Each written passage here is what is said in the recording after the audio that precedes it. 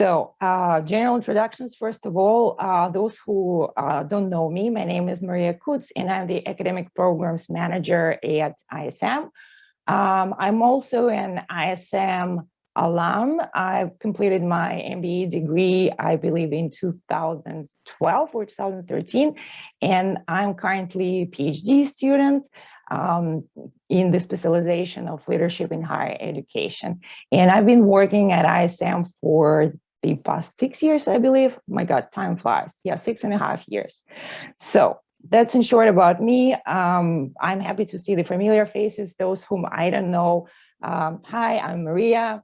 You have my email on the website. You can always reach me, whether you're an ISM student, if you're a prospective student, if you're an alumnus. I'm always happy to connect with people. You can also add me on LinkedIn, also add ISM on LinkedIn if you are not following us. So that's in short about me. Next, the next speaker is Betsy Gomez, and she is ISM IMBA alum.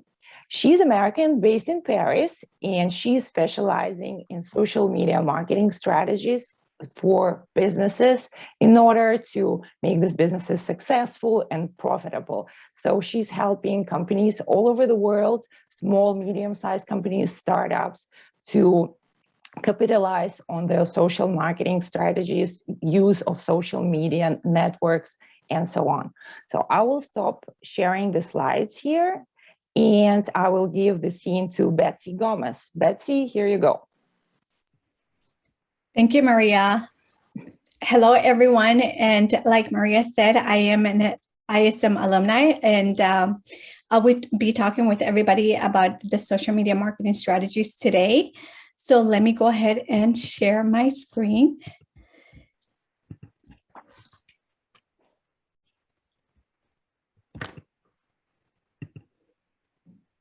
I think everyone can see me, right? Yes. So thank you so much for the staff of ISM for putting this together. And thank you to each one of you for joining us today. As we talk about social media marketing strategies, of course, what comes to mind are all these brands that you can see here. I hope that you are all able to see them. And of course, the main ones will always be the ones outstanding right now are Instagram, LinkedIn, Facebook, Twitter, and Snapchat, and others.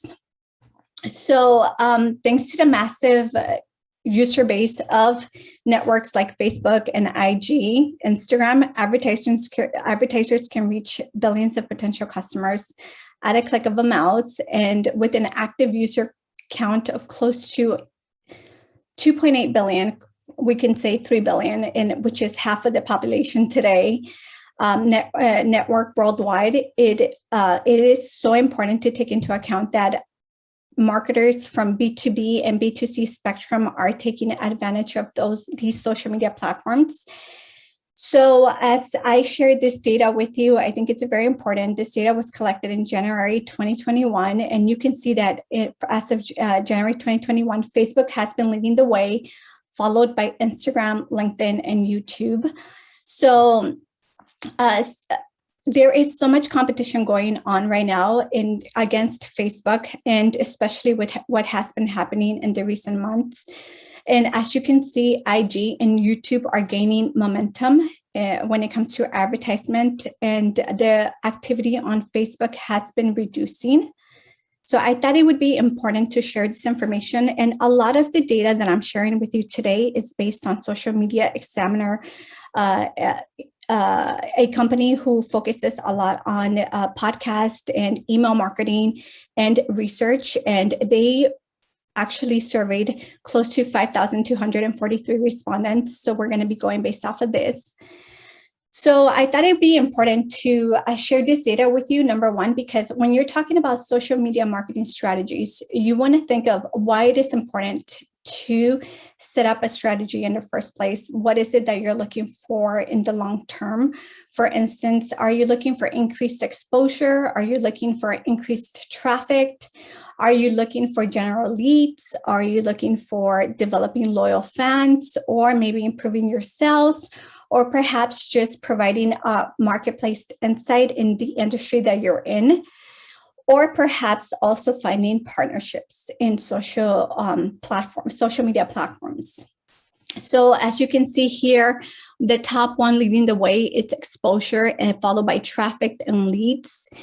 And here on the right side, you can also see, as you can see right on top of me, the social networks that are the most popular as of July 2021 has been still Facebook, YouTube, WhatsApp, Instagram, and Facebook Messenger, WeChat, TikTok, QQ, Telegram, and Douyin, and also Snapchat and other ones. So you can see here that, of course, the other competitors are Chinese based, and it's important to take this into account because, of course, as you know, the Western market is so different, and of course, the Chinese market, they have to create their own. So I would like for you to take that into consideration. So when we talk about strategies, what exactly are we talking about? So IGTV video is one of the things that's very popular right now. Reels is also popular. Carousel posts are also popular, and people are mixing these two, whether it be photo or video content. And live and IG story highlights are also crucial to your social media strategies, as so is bio details that you are sharing. So CTA, meaning call to action. So how easy are you making it for your existing consumers and potential clients to reach out to you, to your business via message and text, right? Another thing that you want to also take into consideration are collaborations, whether that be from nano to macro influencers. Another one would be hashtags on every social media platform being used. So you gotta you want to make sure that you are using the right hashtags, and as well within each of these features that are offered through these different platforms, that you're leveraging them to the max. Another one is also the CTA on websites. So as you're working so hard to gain visibility through each social media site, when they actually land onto your website, how easy are you making it for your existing clients or potential clients to get in touch with you with your call to action? Another thing that it's really important when it comes to social media marketing strategies is also pre-planning and writing down ideas to come to mind, whether that be as simple as an Excel spreadsheet, or maybe a mind map software that you have in place already, leveraging social media management tools such as Hootsuite, Sprout Social, Buffer, and others that let you automate a lot of what's happening on your social media platforms. When you are running campaigns, it's so important to take into account your A/B testing and allowing it enough time to collect data for better results. You cannot expect, especially if you're an SME or you're starting up with your business, to think that the data you're collecting within 3 months is the data that is going to give you the results of what you want to see. You have to wait from 6 months to 1 year to actually see results that will be relevant in the long term. Social media advertisement spending is also important in terms of display ads and Google search. The boost and promotions that are offered through these different social media platforms, the hours and days based on insights provided, whether that be Hootsuite Insights or the Facebook Manager Insights or Instagram Insights or any other platforms network that you're using. And last but not least is, what is your message? What is your intention? What is your tone? So all of this has to match with your business goals.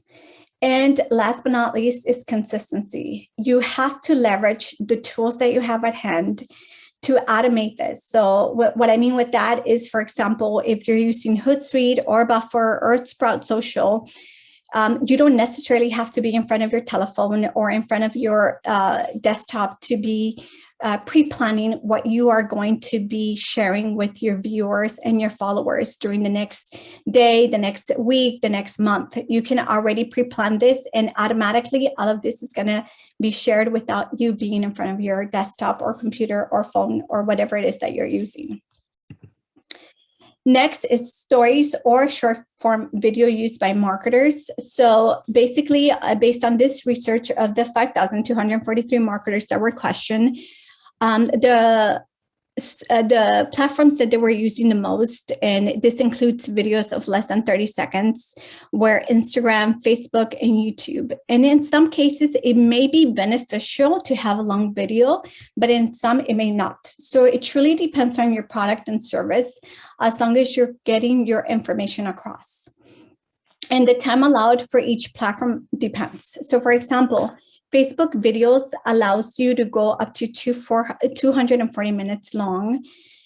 However, for organic videos, it is recommended to stay at 3 minutes. As for SMEs, it is recommended to stay at 15 seconds. And followed by Instagram.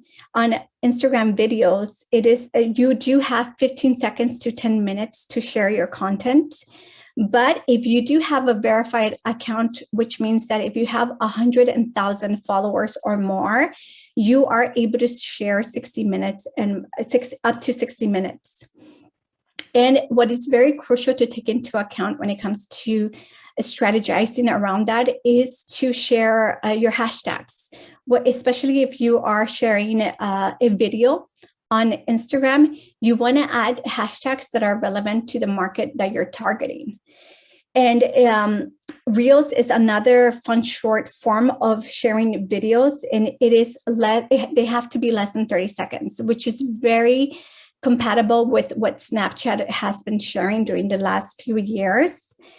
And followed by YouTube, which rewards videos that share more content, and they must be engaging. So as you know, when you think of YouTube, you're thinking of watching a video over 1 minute or more. So the longer it is, the better. But you have to make sure that it is something that is attracting your market. And also, one of the things that you have to take into account when it comes to YouTube is that a lot of your viewers may be watching it from, for example, here in Paris, the metro, or other areas that they cannot necessarily put volume to.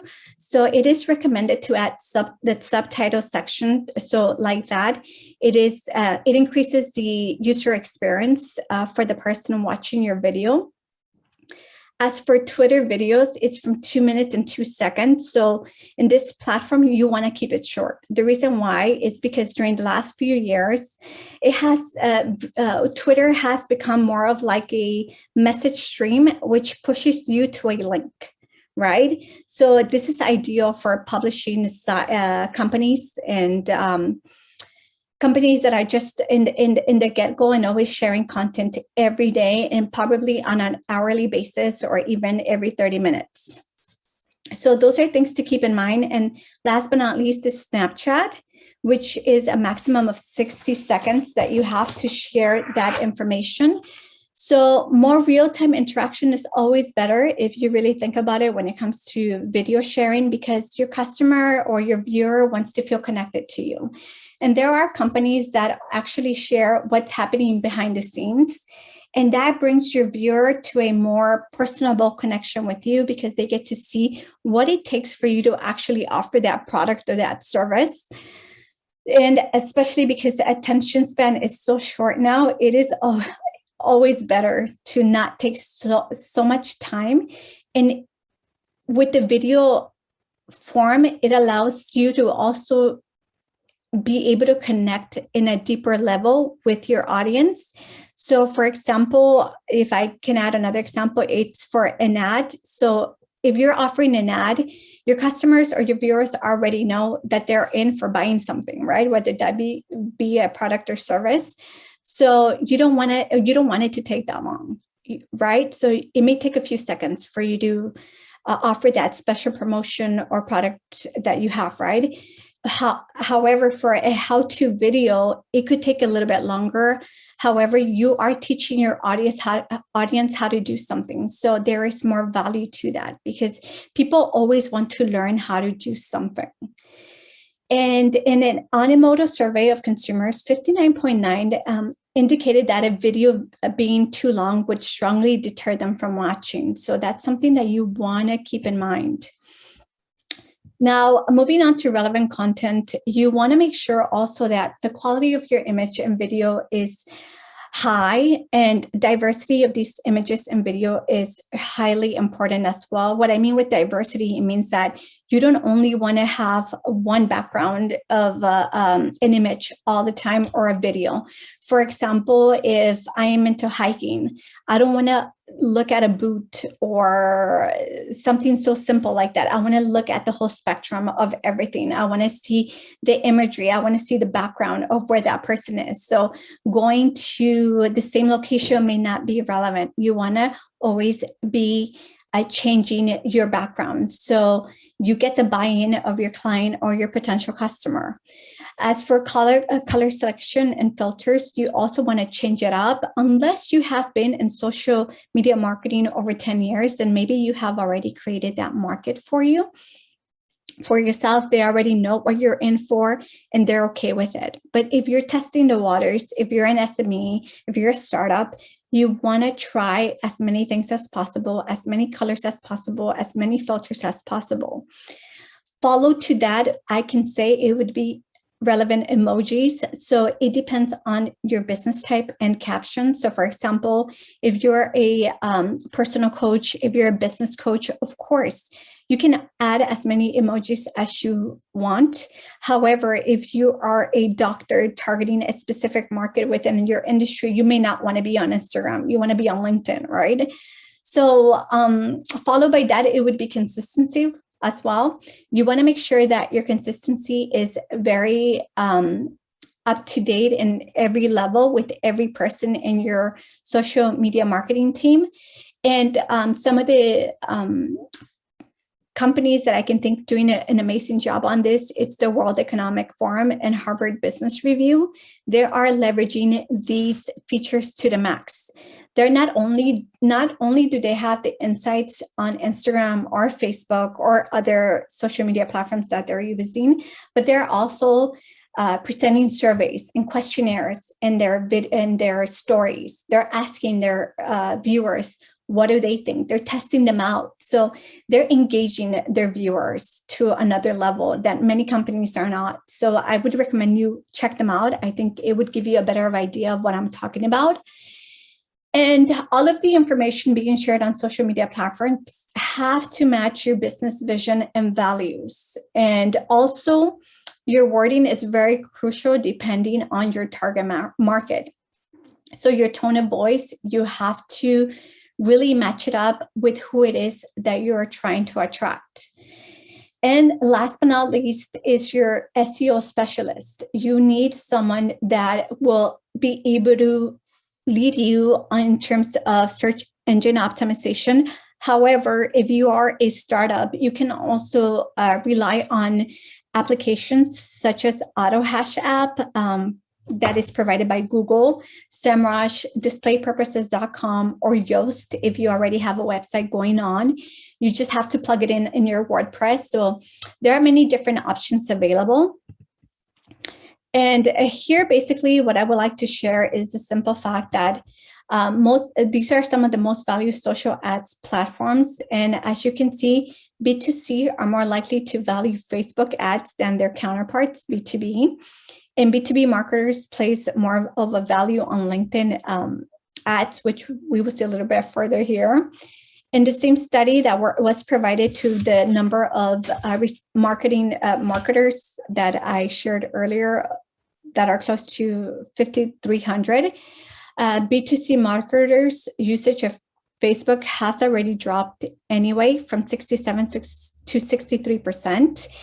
And the reason for that is because they are transitioning to other platforms, right? Such as Instagram, YouTube, LinkedIn, and Twitter. As for B2B, you can see that they are using LinkedIn way more than other platforms. And also, we are assuming that they will transition to other platforms as well. And another thing to take into consideration is the A/B test, which is where you change one variable and keep everything else the same. For example, if you want to learn which type of content results in the highest engagement on your Instagram, you could test photo content versus video content with the same caption or story copy, posted at the same time and on the same day of the week. The only difference is that it will be 1 week apart. So in this area, you do not want to change many variables at once due to social media being a fast-paced environment. And when it comes to social media, you really have to take into account that when you're going to be looking and interpreting the information that you're getting from the insights and data, it's an art of interpretation at the same time, because as I mentioned earlier, it's a fast-paced environment. So you have to be open to that. And here I wrote other examples of A/B tests that could be run on social media. And that could be, for example, the time of the day. So you can test a specific promotion that you want to offer on Monday at 8 a.m. versus Tuesday at 8 a.m. The content type, a video versus a link on a photo, the caption, long versus short, and including emojis. Do you want to add them or not based on your target market? And the copy, question versus statement, what works best for your company, for your business, for your industry? And images, is it better for you to share an illustration versus photography? Now, moving on to budgeting for your business ads, you also want to take into account that A/B testing in a very optimized way will help you be able to put in your ads money into your future business ads. And I thought it would be really important to share this with you today, because depending on what industry you're in, for example, here, we see that a lot of CMOs share this information, and the share of marketing budgets devoted to social media marketing depends in your industry. So when you look at this type of data, you also want to take into consideration the need versus want, right? Some of these industries don't really have to invest so much in social media marketing. Some of them do, right? But for example, communications and media, it's an industry that's highly saturated, and they have to be sharing content every day, and even maybe on an hourly basis, or every 6 hours or every 12 hours, because there is so much information going on every day in our world today, especially with the internet, right? Having access to internet. And this, I think it's pretty self-explanatory, but as well, I thought it would be very important to share with all of you today, because here, the social media marketing usage rate in the US from 2013 to the forecasting of 2022 has increased. And when you think of social media marketing, you don't only want to think of Facebook, Instagram, Snapchat, TikTok, Twitter, and all of those social media platforms. You also want to take into consideration blogs, microblogs, and also podcasts and social games and virtual worlds.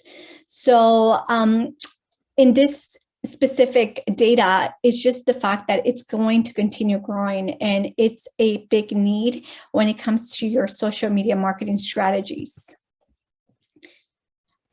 Now, moving on to organic versus paid or sponsored. Yes, we are in the world where we need influencers. We are always changing our product or service. And based off of that, we need people that are reflecting what we're selling, whether that be a product or service. And there are different categories when it comes to influencers. One of them being nano influencers, who are considered people who have 1,000 to 10,000 followers. And they are pretty much vocal advocates of the brands and products that they love. And their followers appreciate what they offer because of their authenticity, right? and they are suitable for mid-sized businesses with a limited marketing budget.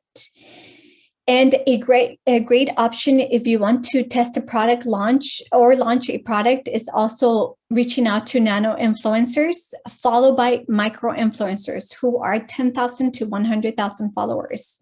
And they already tend to specialize in a particular niche and are they typically have a high engagement rate and a target audience. But it makes it easier for brands to create specialized sponsorships with these type of influencers. And these are for businesses that want to generate more leads and also have a higher marketing budget. As for macro influencers, they are from 100,000 to 1 million followers. And typically these are internet-made celebrities, and they may also be social media stars or bloggers, vloggers, or podcasters. And they are great for bringing awareness to your brand, products, and services to a wider audience. And last but not least is the mega or celebrity influencers who are 1 million plus followers. And typically they're already celebrities by itself. And the business must have a healthy marketing budget to afford them.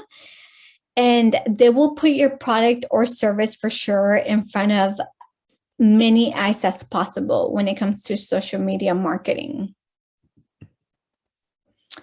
And here I shared this data because although there was some cut spending on influencer marketing during the pandemic, for example, the industry that was heavily hit was the traveling marketing industry. A study by promotions platform Velasquez found that 51% of consumers have bought a product or service promoted by an influencer. But it's not just celebrities with huge numbers of followers who are doing well in this aspect. 78% of marketers also mentioned that they were very interested in reaching out to micro-influencers who, as I mentioned before, have around 5,000, 10,000 followers. And all of this, in terms of the categorization, it depends on the platform that you're using. So the reason why they're reaching out to more of micro-influencers also is because we have clients and customers who are omnipresent in every aspect of the business. So they will find out if you are offering a product or service at a certain price online, but perhaps you're offering a different price in person. They know everything that's going on now, thanks to technology. So micro-influencers have helped a lot with their authenticity level. Consumers have gotten smarter in the way that they know that the celebrity, for example, celebrity and influencers are just trying to sell a product because they're getting paid by it. So at the end, they may not be so reliable for consumers. And this is why there's a lot of transitioning going into a different type of influencer today, because if you have less of followers, you are more likely to be reliable because you're actually going to use the product and service. I hope that makes sense. And at the end of all this, you have to think of quality over quantity. Do you really want to have more followers, more likes, more comments, but maybe your ROI is not where it needs to be when it comes to social media spending, or vice versa? What is your goal? What is your objective when it comes to your business? And also followed by your social media marketing strategy. What are you looking for into getting? So which one is the right one for you? In other words, right? So here I thought I'd just share this again. For B2B marketers, you can see that, of course, leading the way has been Facebook, LinkedIn, but I wouldn't be surprised if within the next year or 2 years, LinkedIn surpasses Facebook. As for B2C marketers, here you can see Facebook, Instagram leading the way, but I also wouldn't be surprised if YouTube will surpass Instagram at some point. And that has to do a lot of with reliability of information. So as I said earlier, based on what has been happening with the reputation of Facebook and all of its other offered social platforms. And how will marketers be changing the video marketing efforts in the future? Here we can see that Instagram, they will be increasing the usage of it, YouTube as well, Facebook as well, and LinkedIn. So which one are you? That would be the question. And also, not every social media channel is meant to be used. So you have to keep that in mind. Even though you see that all of these social media platforms are being used all the time, it doesn't mean you have to use them all. So for example, here you can see that Facebook had its momentum back in 2018, right? But it's been dropping now. And for example, Instagram, it's gaining its momentum, but then again, LinkedIn is as well, and Twitter. So my advice would be to diversify, and especially if, for example, Facebook, Twitter, and WhatsApp are all under the same umbrella. Maybe you just have to use one. You don't have to use all three. And then you can move on to LinkedIn and Twitter or YouTube. And I have put in my contact information in case you have any questions or comments at the end. I am happy to help you answer any questions or comments. And thank you so much for your time today. Thank you, Betsy. Thank you. That was great. If you don't mind, stop sharing your screen so that I could share mine. Okay, I will go ahead and do that. Thank you so much. I asked the participants, the attendees, if you have any questions, you can just put them into the chat so that I could read them out. And I will share my screen.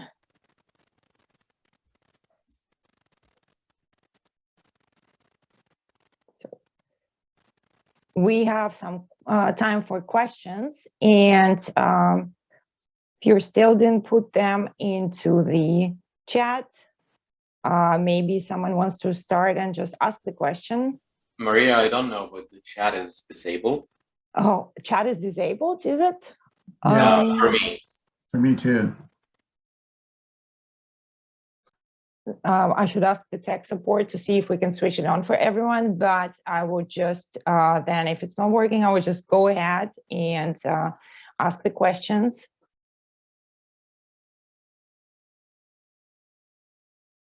Well, if everyone is shy to be the first, then I know, Betsy, I promised I'm not going to ask any questions, but I actually will. So you mentioned organic versus sponsored growth, yeah, on the social media platforms. And don't you think that it's obvious for the users, for us, when there is a lot of sponsored promotion? You know, you can buy likes, you can buy followers, you can do advertising posts all the time, you can use influencers, and to a certain point, the non-organic growth is kind of looking bad for your social media platform. Don't you think that that is the case that we're often seeing on the Instagram or Facebook right now? I'm so sorry, Maria. So what is exactly the question? So that a lot of companies are overusing the sponsored growth right now. Yeah. So if I think it looks bad on them? That overuse is a trend right now, that, you know, the marketing strategies are not kind of balanced, and it can lead to, so that was my thought as a user. Yeah, this is what I see on my Instagram all the time. Yeah, I agree with you. So basically, I myself too see it, and I think that it shows a kind of a form of desperation in terms of getting attention. And you need to, I mean, as for me, I take it as a way of them trying to compete in a saturated market. So yes, I think you have to see the value of it. So is it giving your organization what it needs in terms of the ROI that you're looking for? So when it comes to ROI, of course, some of the objectives can be brand awareness, revenue, customer satisfaction, so forth, or even employee trust. And bringing up to that, Hootsuite provides a free social ROI calculator, which allows you to have a better idea of how much are you actually getting for every dollar you're spending on ad spending. And if you are getting back what you're looking for based on your business and your industry, then you're on the right track. But if you're not, then you're just wasting money. Okay. And we have some questions in the chat now. So question one, curious if using influencers is more appropriate in some industries than others. Is it true? Yes, I agree with that. It's basically your image. I mean, when it comes to when you think of social media marketing strategies, you think of digital marketing. So you also want to tie it up with traditional marketing. So what is the image that you're trying to give? If that influencer is matching the image that you're trying to give, then why not? For example, if it's in the education industry and it's someone who has made a huge impact in the world on an academic level, then why not use that person in your business, right? Because at the end of the day, if you're in the private sector of education, it may help you. It may gain you that attention that you need in order for you to meet your ROI. So it truly depends in the industry that you're in, but I think you can always leverage influencers, but you just have to make sure that they match your vision and values when it comes to your business objectives. Thank you, Betsy. And another question, any tips on B2B influencer marketing? Any tip on B2B influencer marketing? Of course, I think it just basically relies on you. You have to know what client you're trying to reach to. And when B2B is different than B2C, obviously, in the way that it's a B2B, as we saw earlier, was used mainly by Facebook and LinkedIn. You have to have that research aspect as a background. You have to be more educated when it comes to researching that client. So if you're able to match what they're looking for, why not, right? And another thing that I could think of, it would be mainly is what is the conversion that you're looking for when it comes to your ROI? Okay, thank you. More questions coming in. Any tips about the budget needed to be allocated from one media to another? So I believe that this question, correct me if I understand it correctly, precisely, what is the average allocation of the budget between the media? It really depends in your industry and what you're looking for. So say, for example, if you're trying to, it can go from literally we would say $50 to even the millions. So it really depends on your business size. If you're an SME, if you're a startup, if you're a huge company already doing business for so many years, it truly depends on the industry you're in and how long you've been in business for.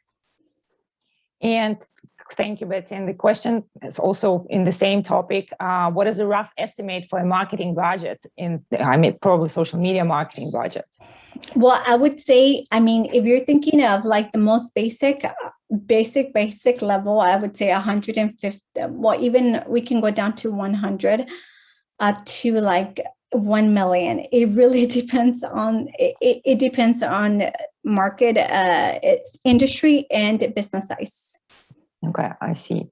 Another question is about LinkedIn. So LinkedIn is increasingly used for social media marketing, and Facebook usage seems to be decreasing.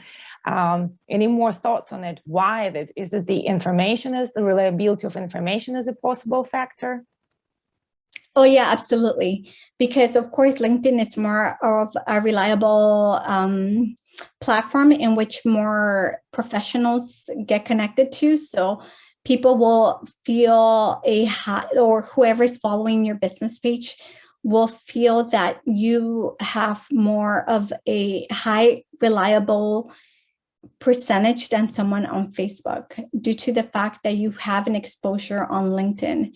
And the people that you have on LinkedIn on your business page will be other professionals that are pretty much keeping you on track of making sure that you are actually sharing content that it's matching with their needs and what they have to be up to date with. Okay, thank you. Any advice for social media marketing of a startup? What was the question? I'm sorry. Any tips, any advice on social media marketing for a startup, where to look into? Yeah, there's a lot of softwares that are available. And for example, many softwares exist for one of them, social media marketing startup would be if you are doing, if you're managing different platforms. I mentioned earlier, Hootsuite is one of them. And it gives you a free access to manage up to a certain number of accounts at the same time. So there's a lot of services available for free for startups at the moment. Then again, it depends on how complex you get at the end that they will start charging you for their services. Great. Well, thank you, Betsy. I've actually was watching some blog on YouTube yesterday and social media marketers who were saying that it's actually more important in a startup to have a good Facebook and Instagram page versus an actual website in the beginning. That could be also, it could also work. So, I mean, I would recommend having all three at the beginning because you want to test the waters. You want to try everything as much as possible because you don't know what's going to work for you and your business. So the more you give it a try, eventually after, I would say 6 months, 12 months, 18 months, you will have a better view of what is going to work in the long term versus the short term. And I think the last question here that we have for today, how can social media be helpful for B2B? How can social media be helpful for B2B? Social media is very helpful for B2B because obviously, I mean, you have to stay up to date with relevant information of what you're doing and where your business is leading. So as a B2B company, you want to make sure that when you're reaching out to your clients, you're updated with what's going on. So say, for example, if you're a content curator, you are providing that information. And it really depends on what you're offering. But at the end of the day, B2B will always find that value in terms of information because it's an ever-ending process when it comes to updates with social media platforms and just information in general. As you can see right now today with Internet of Things, we're constantly being bombarded with so much information. So for example, LinkedIn is more likely to give you that relevant information than any other social media platform out there. Thank you, Betsy. Thank you for your answers. Thank you for the presentation. And now we are proceeding to our next guest speaker. Sorry, it's not moving. Why? Okay. Sorry, guys, some technical problems as usual. I'll just sharing the slides and do it like this.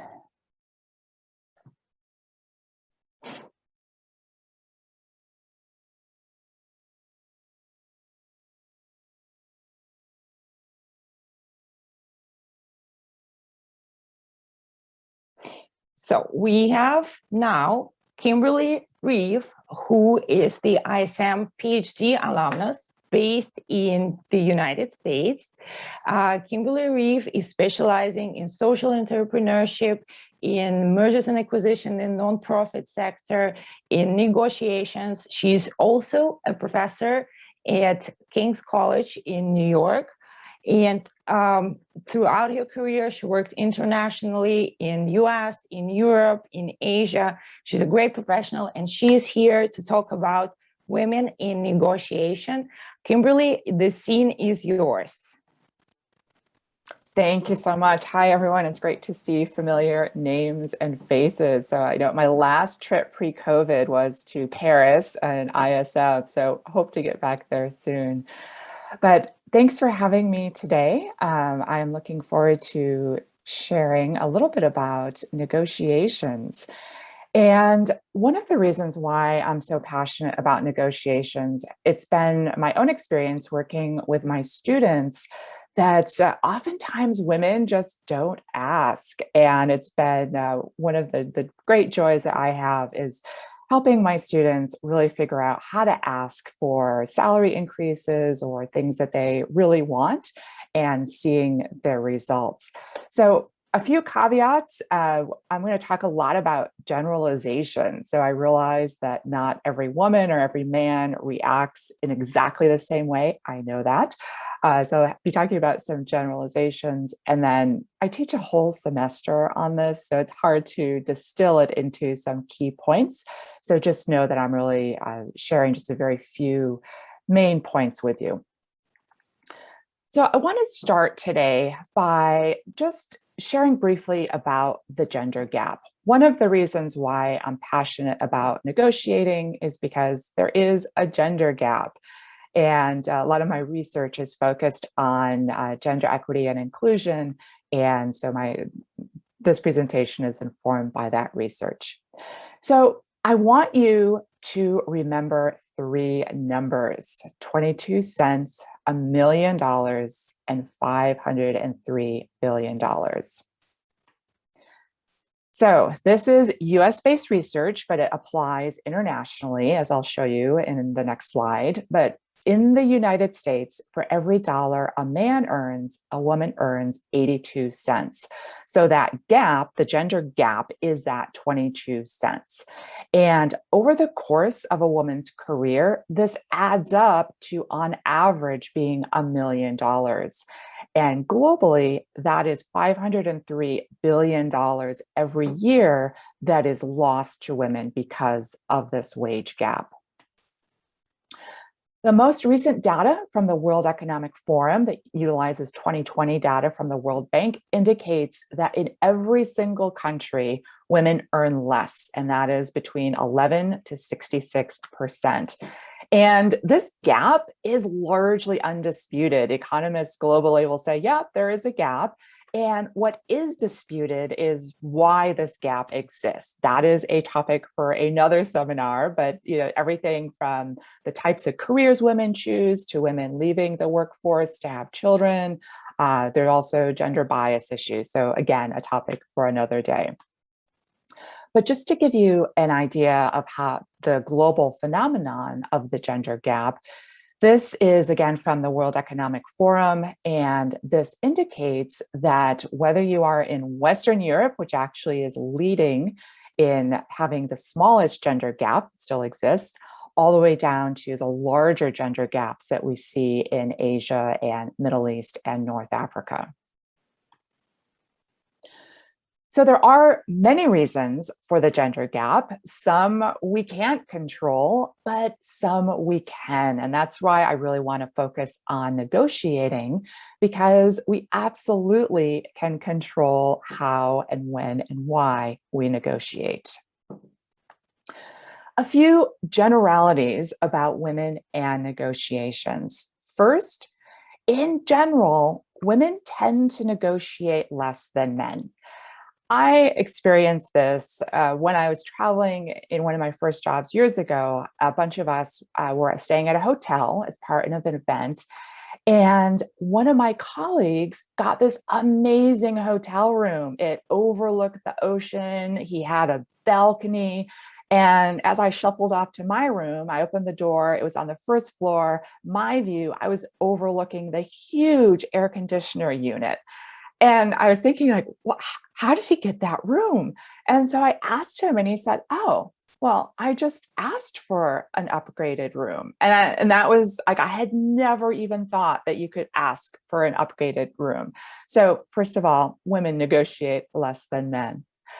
One of the reasons why women tend to negotiate less is because we can be labeled as being overly assertive. So a lot of times in a work environment, we definitely can have that challenge of we don't want to be seen as being almost too masculine. So that can be a real challenge. As a result of that, what we see from a work standpoint, and this is really important for all the men to know as well, is that women are more likely to simply leave a position rather than try to negotiate. So if there's something, if they want an increase in salary or want a reduction in work hours, they won't ask, they'll just simply leave. In negotiations, we tend to, a lot of times when I talk to women feel like, oh my gosh, I'm not good, I just can't do this. And so I want to just share a few ways that women actually are better at negotiations, and then a few ways that women can improve in negotiations. So first, women tend to be better listeners. And I think it comes from the second point that women tend to be a little more relational. But in general, women hear more than men. And because of that, women can read the room better. I used to work in management consulting, and so I attended a lot of board meetings. And I lost track of the number of times when I would be sitting in a board meeting and I could see tension between two employees or two board members. And after the meeting, I would talk to the CEO and I would say, well, it looks like your CFO and your HR director have some interpersonal issues. And the CEO would be like, I had no idea. So women tend to have a little better intuition on that. Women also tend to be more collaborative. We often are put in charge of interdepartmental task forces, things like that. And a challenge is, in a lot of cultures, winning is valued more than collaboration. So even though this is a strength, it may not be a strength in a particular work environment. So this leads us to a few places where we have some opportunities. And one is women are less likely to speak up in difficult conversations. Sometimes this is because women are less likely to feel that they have something positive to contribute. They may doubt that they have a valid point. They may feel that others have more expertise. Sometimes it can be simple as women tend to be more difficult to hear. There's actually a whole body of research that talks about voice quality of a woman. We tend to speak more softly. I remember being in a meeting once where people were literally yelling at each other. And I just sat back thinking like, well, no one's going to hear me anyway, so I'm not going to say anything. Kind of as a result of that, women can be seen as being weaker, especially in difficult conversations. Again, we can be our own worst enemy because we can feel like what we have to offer isn't as valuable and we simply don't talk. We also worry about hurting other people's feelings or disappointing others. And this is also a main reason why a lot of times women won't ask, women won't negotiate because we don't want to insult our boss, or we're worried about maybe we'll change the rapport that we have with our colleagues. So for today, I want to focus on 3 primary opportunities. And there's going to be don't apologize, watch your body language, and ask for what you want. And I picked these 3 because these are things that all of us can start applying today. And number 1 and number 2 especially, these are things that are going to help build your credibility, help ensure that you have a presence, and make sure that when you do have the opportunity to negotiate, that you're taken seriously. First of all, don't apologize. And oftentimes women aren't even aware of how much they do apologize.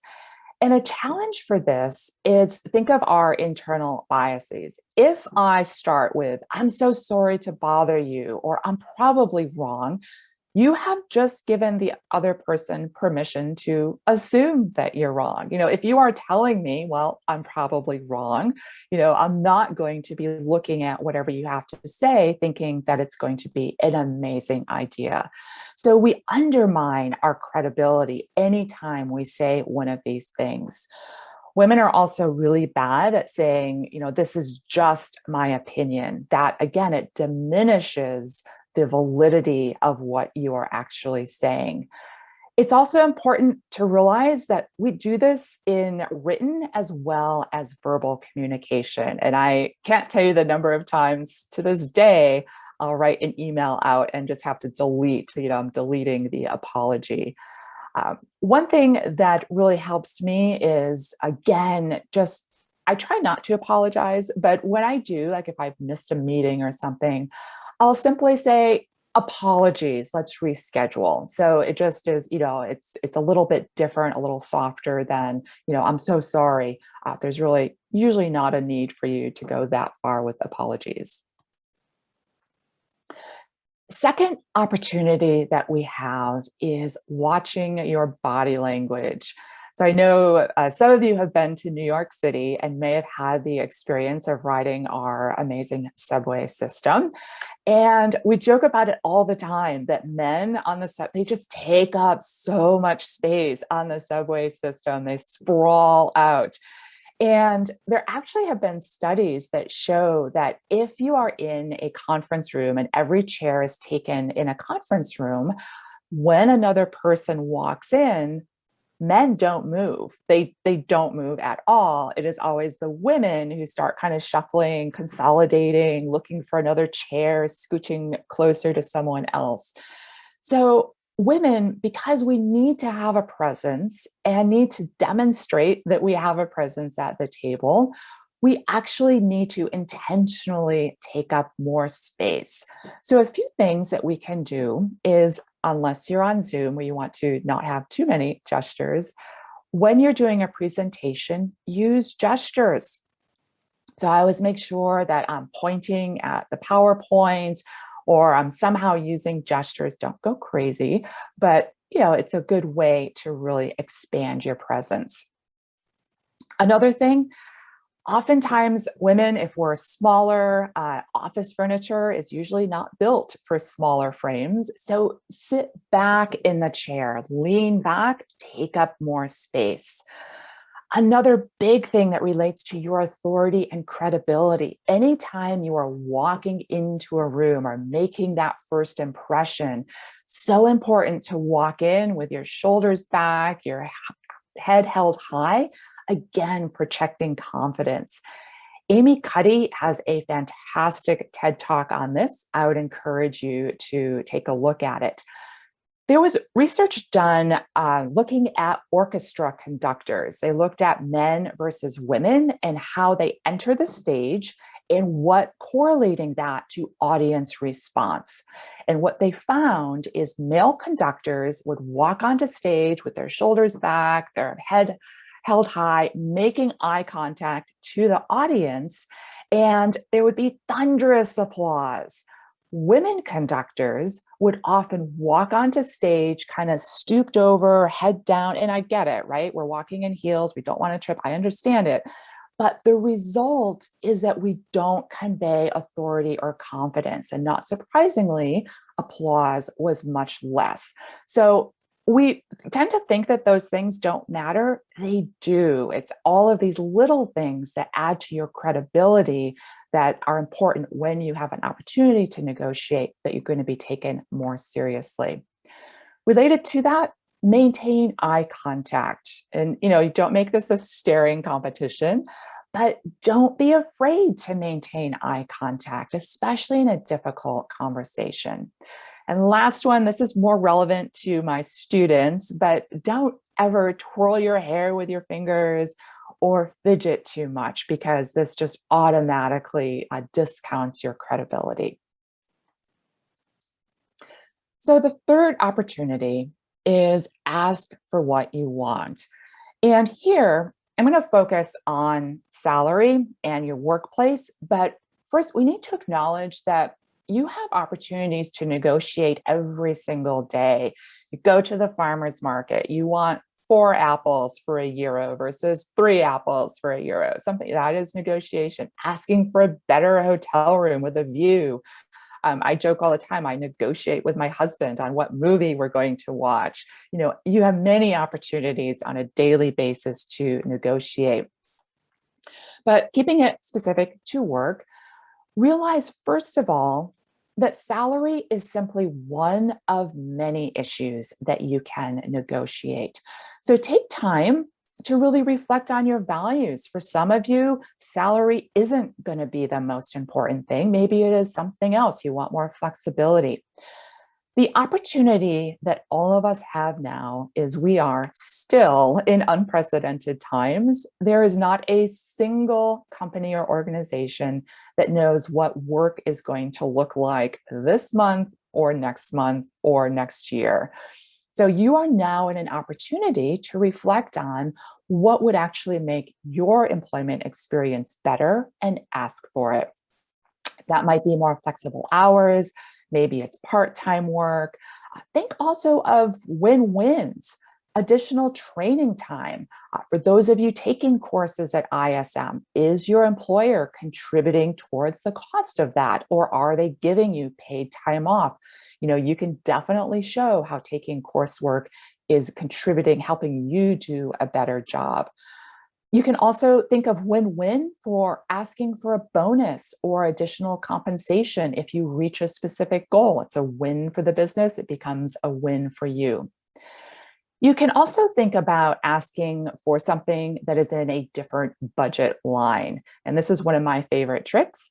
At work this year, we weren't going to get significant salary raises. So I thought, okay, well, what else can I ask for? And I thought, IT, our computer department, that is a separate budget line. So I'm going to ask for a new laptop. And guess what? I got my new laptop because it's a different budget line. So think about that as well. One of the challenges that women in particular face when asking for what we want is we just oftentimes don't feel that we deserve it. We are automatically start to question our self-worth and, well, maybe I'm not getting paid as much as someone else because I'm not worth as much as someone else. And to counteract that, it often helps if we think of negotiating as if we were asking on behalf of someone else. If you are a parent, if you've ever asked for an accommodation for a child, or if you are now, I'm at the stage where I'm advocating for my dad's healthcare, I will fight to the end to get what is best for my dad. And I know many of you have fought to get accommodations or things for your children. And yet we don't do the same for ourselves. So one of the things that I do is I like to think of negotiations as a game. And if you think of it as a game, it really reduces the pressure of asking. And the other trick that I like to do, this is going to sound very strange, but I actually like to picture myself being in a physical plastic bubble. And that's important because sometimes people are going to respond in a way that you don't expect. And instead of being hurt by that or offended, I just literally picture myself in this bubble and that stuff just bounces off of me. So do whatever it takes to try to physically distance yourself from the situation. And again, try to negotiate as if you were asking on behalf of someone else. The last thing is that we need to remember that if you want to get good at negotiations, you need to practice. I remember a year ago, I decided, all right, I've been sitting too much. I need to start going to the gym, start working out. And you don't go to the gym once. And if you don't automatically see increase in strength, think of it as a failure, failed opportunity. No, we look at the gym as it's something that you have to keep going to and you have to keep practicing. So same with negotiations. Part of it is just getting comfortable with the wording that you're going to use.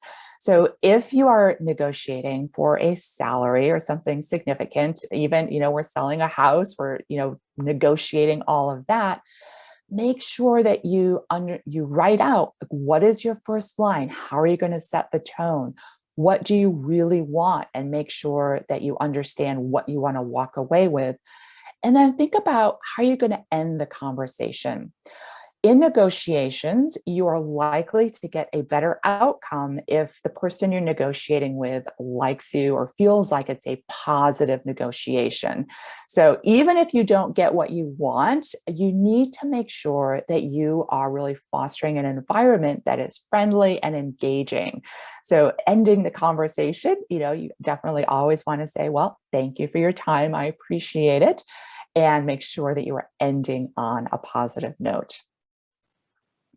So to bring this full circle, the reason why we want to negotiate, and I want all of you to try to negotiate, is, again, the World Economic Forum estimates that if we're able to close this gender gap by just 25% in the next few years, GDP globally would increase by $5.3 trillion.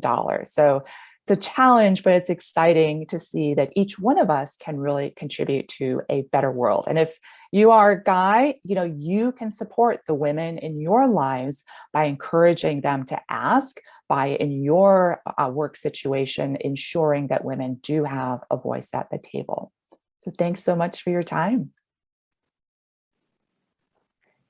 Thank you, Kimberly. It was amazing. And we will now proceed to the questions. I would like to ask everyone to put their questions into the chat and I will read them out. Oh, there is a very big message that I'm going to read. Okay, Kimberly, you're globally telling women to act like men. Well, I believe it is healthier for a company team to do the opposite. What is the solution that we all act as women do now? Yeah, and I love your example, Julian. And I absolutely agree. I think if all of us were a bit more hospitable and definitely did that, the world would be a better place. So it definitely is a challenge. And I think for the men who are present, one thing that you can do is do that, take notice, try to be more aware, take notice of that. Maybe you can be the one who gets the coffee or makes the copies. I've been in situations where I intentionally do not do that, even though everything in me is like, oh, but the coffee's right there, I could just grab it. So yeah, it definitely is a challenge. I also think it very much is cultural. I mean, I know as I've worked around the world, for example, when I work in the Netherlands, I find that gender dynamics are much less than they are in the US and other areas. So definitely culture plays a big part in this as well. But yeah, I think it depends. You kind of have to, again, realize what culture you're working in and react appropriately.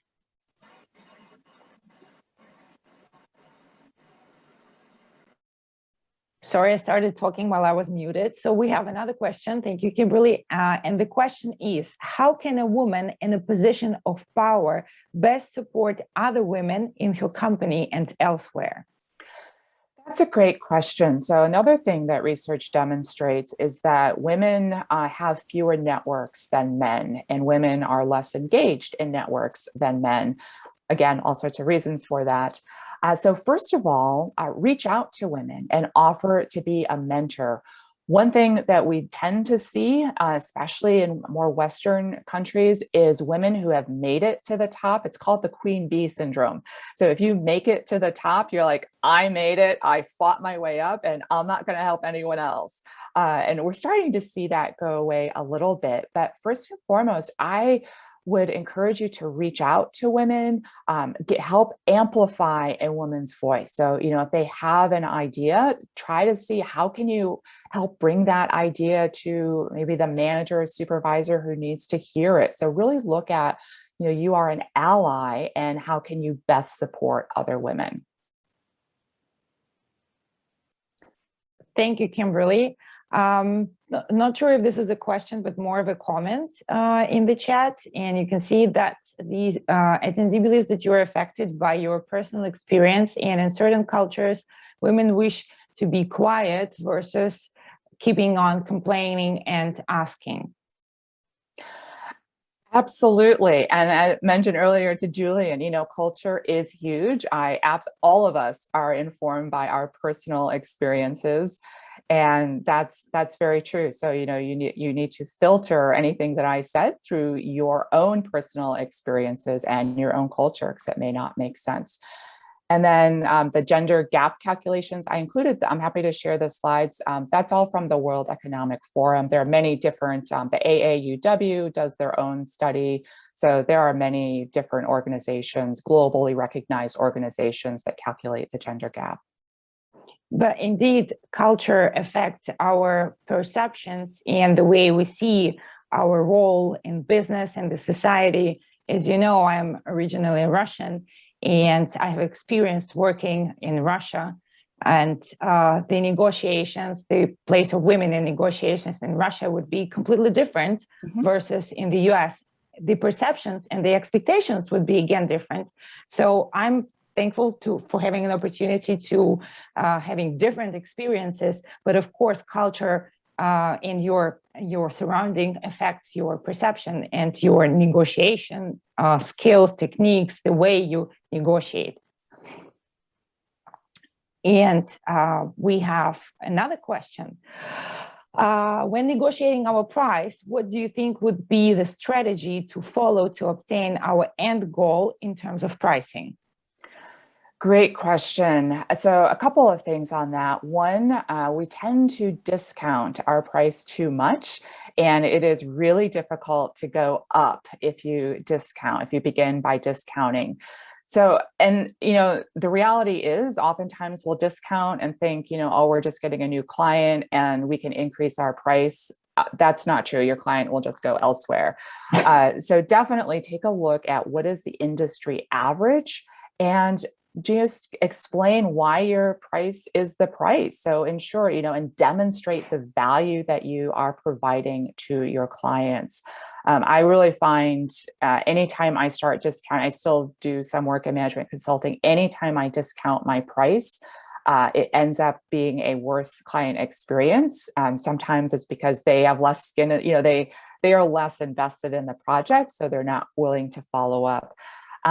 But again, if you are following up on pricing, so let's say you bid something and the initial response is, oh, that's a little high, I would look at, okay, how can we reduce the scope of service, what I'm actually going to provide to fit your budget? So instead of lowering your rate, take a look at, okay, maybe this project is a little too big, so let's scale down the project so that you can still use my services, but in maybe a different way.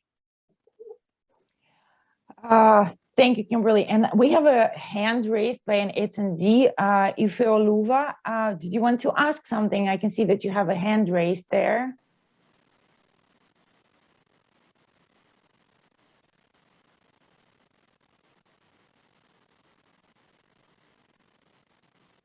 No? Okay, maybe it was just a technical thing.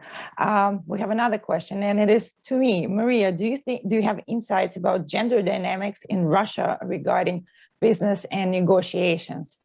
Well, it's been a while since I've actually was exposed to any kind of business environment in Russia per se. We do have ongoing negotiations with some Russian partners.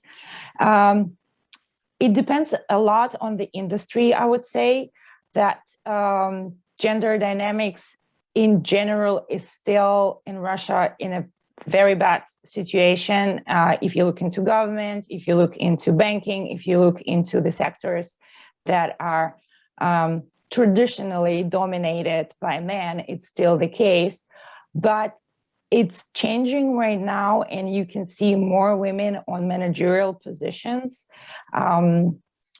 It will take a lot of time to change this gap, and usually, as Kimberly said, women don't ask for the raise, they don't ask for promotions, and labor market in general in Russia is very if I could say, unstable, obscure. Yeah, it's still a gray market. And this affects all kinds of, business-related situations. So gender dynamics is still not good in Russia in terms of, how women are acquiring the managerial roles, but it's slowly getting better. For example, in education, but again, education is a traditional sector where there is a lot of women working in Russia. In Russia, it was traditional like this. So in education, there are more and more women on decision-making positions and on positions of power. So I hope it a little bit answers your question, but it's been a while since I was exposed to real tough negotiations in Russia. I don't know, in metal industry or something else. And then we have another question. As a woman, how do we quantify a win-win negotiations as compared to men?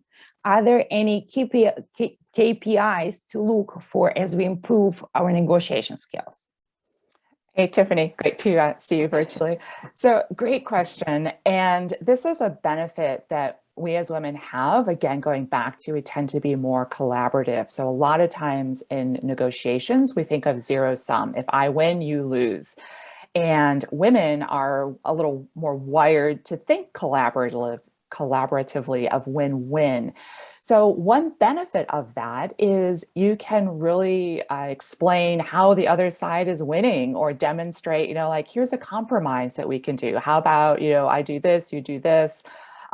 So that's one way to think about it, is help the other, whoever you're negotiating with, better understand how they are also winning, or demonstrate ways in which you're willing to compromise so that each party is getting incrementally closer to your end goal.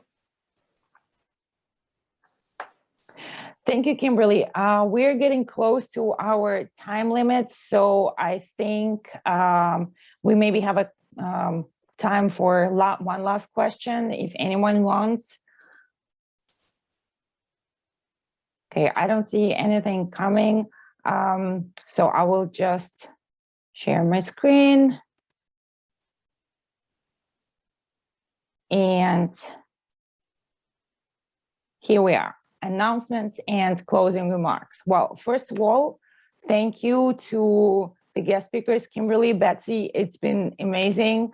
I know it's always hard to be the first, but it's been amazing experience. I've learned a lot. I've actually have a lot of questions that I will ask you offline later. Thank you for that. And we do have some announcements to be made. One is very, very, very much expected, and it is that ISM is resuming in-person classes in Paris in March 2022. So you should have received, ISM students should have received the message by now, and alumni, announcing that the classes will be happening in Paris. We're still working on the schedule, and once we have the precise dates, everyone will know about it. We are very happy and very excited about it. It's been complicated, almost 2 years that we didn't see each other in person. So watch out for those messages.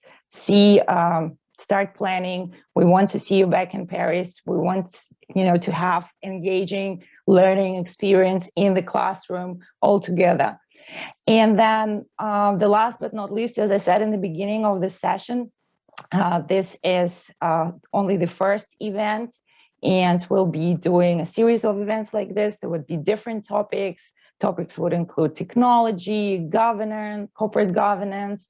We'll have real estate speakers. We'll have marketing speakers. So it's a lot more to come. And I'm really happy to see so many people attending this event. It's been a pleasure seeing you, at least virtually. Once again, thank you to the guest speakers. It's been great. And I think that we are done for now. So unless anyone has any questions,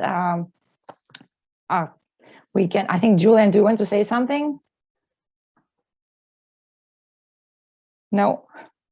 No, I just want to say thank you as well. No worries. Okay, you just raised your hand, so I'm, following the signs on the screen. It was the clapping hand. Okay, clapping hands. Okay. Emojis. I have to, brush up my skills on emojis. Thank you. Thank you, everyone. Great seeing you, and stay tuned. And I hope to see you here or there in person next time. Okay.